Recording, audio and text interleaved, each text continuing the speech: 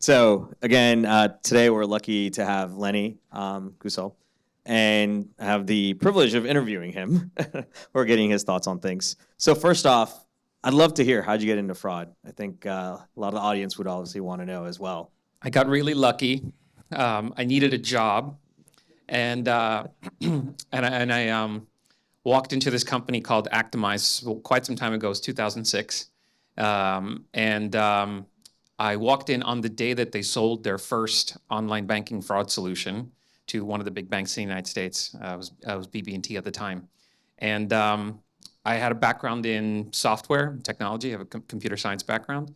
Did a number of different things, and I didn't know anything about this domain, but I knew about online banking. I grew up online, kind of digital native, and it was endlessly fascinating. It was this incredible intersection of all the interesting things that are happening, and now the machine learning and AI. It started with the fraud space, and software, and cops and robbers, and the kind of psychology of it. It was I fell into it.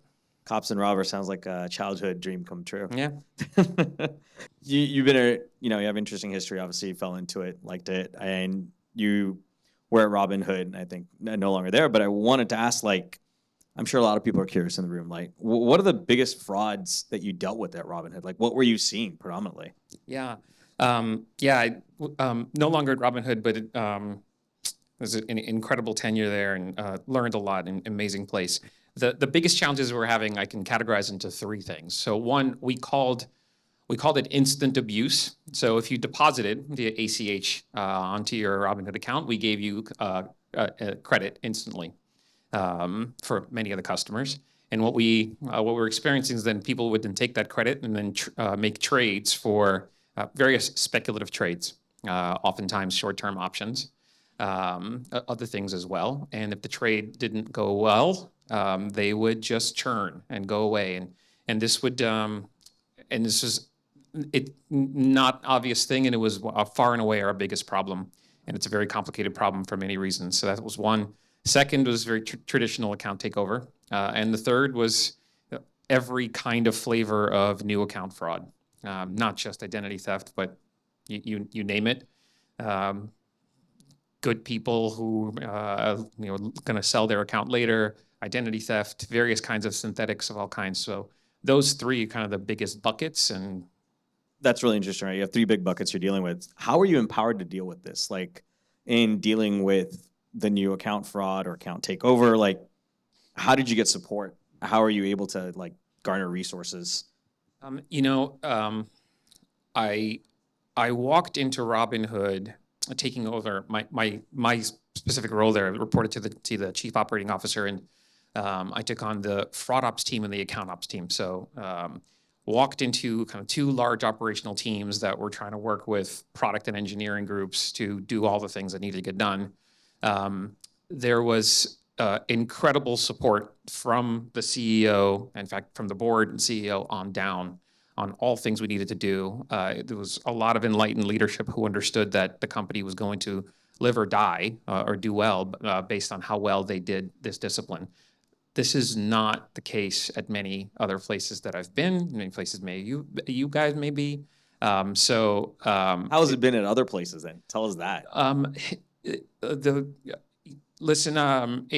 really varies. It really depends on type of organization, size of organization. I've seen a bunch, but focusing on kind of my last kind of gig at Robinhood, again, it was a lot of enlightened leadership who understood the value of it. And my first 3 months at Robinhood was spent putting together a strategy that we then presented to the C team for how do we take various disparate pockets of product and engineering groups, some who are concentrating on onboarding, some who are concentrating on payments, some who are concentrating on the fraud platforms, some were concentrating on authentication, and kind of my teams, and put them all together into what we took the term trust and safety because it's a thing I'm sure you're all familiar with in the industry. So how do we take all of these silos that are all trying to kind of fight the problem and put them together into one cohesive part of the organization?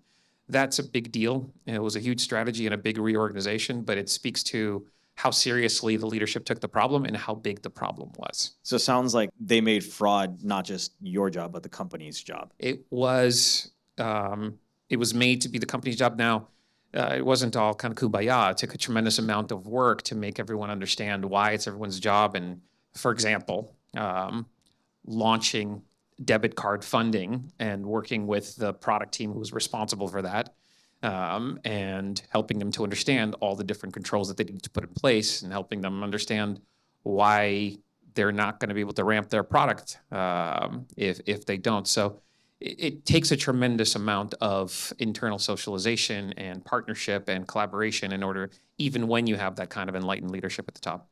Yeah, and so when you had that leadership and you had the support, how did you go about it? Did you guys use solutions that you built in-house, or did you buy solutions off the shelf? Like, how did that All of process the happen? all of the above. So Robinhood was operating at quite a scale. We had 22 million funded customers. The you know uh, you know contrasting that, walking into my BlockFi, which is where I was previously, where I was the first hire for fraud and building everything from the ground up from scratch. There was virtually no tooling. So there are often product teams who are responsible, for example, for onboarding, Yeah. who will buy the tool that does document scanning, or buy the tool, buy the tool that does some modicum of KYC and identity verification, and then foist it onto then oftentimes the fraud team to go use it, solve the problem. And then jumping back to Robinhood, there was a lot of internal building.